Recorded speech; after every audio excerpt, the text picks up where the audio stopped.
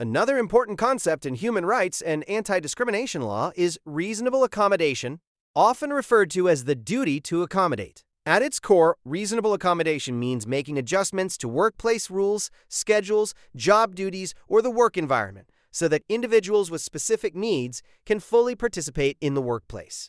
The goal is not to give someone an unfair advantage, but to remove barriers that might prevent them from performing their job or accessing employment opportunities. The duty to accommodate most commonly arises in situations involving disabilities, religious beliefs, pregnancy, and addiction recovery. Let's start with disability accommodation. Employers are required to make reasonable efforts to help qualified employees perform the essential duties of their jobs.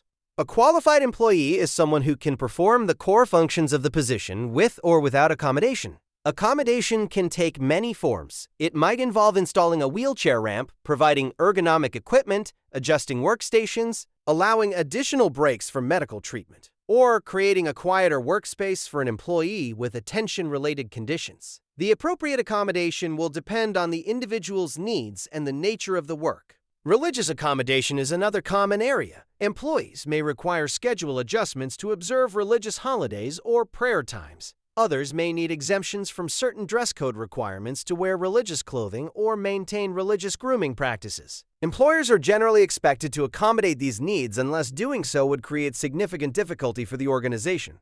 Pregnancy can also trigger accommodation obligations. In many jurisdictions, pregnancy-related limitations must be treated similarly to other temporary medical conditions.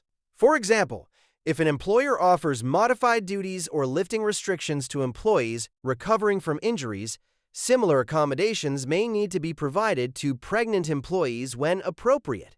Accommodation obligations may also apply to employees recovering from addiction. Under many human rights and disability laws, alcoholism and past drug addiction are recognized as disabilities. Accommodations might include flexible scheduling for counseling appointments, time off to attend treatment programs, or temporary adjustments that support recovery. So how does the accommodation process actually work? In most cases, the process begins when an employee informs the employer that they need some form of accommodation. Once that request is made, the employer has a legal obligation to participate in what is known as the interactive process.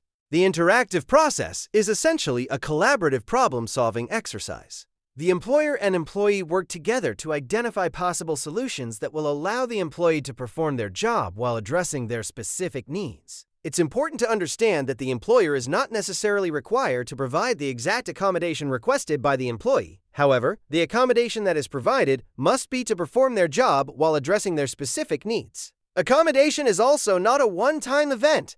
An employee's circumstances may change over time, and accommodations may need to be reviewed and adjusted accordingly. Of course, there are limits to the duty to accommodate. The law does not require employers to provide accommodations that would create what is known as undue hardship. This means an accommodation may not be required if it would impose excessive costs, significantly disrupt operations, compromise workplace safety, or fundamentally alter the nature of the business. When assessing undue hardship, courts and tribunals often consider factors such as the cost of the accommodation, the size and resources of the organization, and the impact on business operations.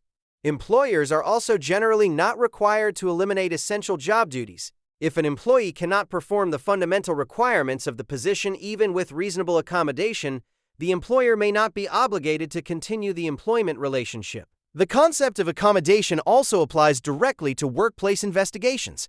Investigators should consider whether any participant requires accommodation to fully participate in the process.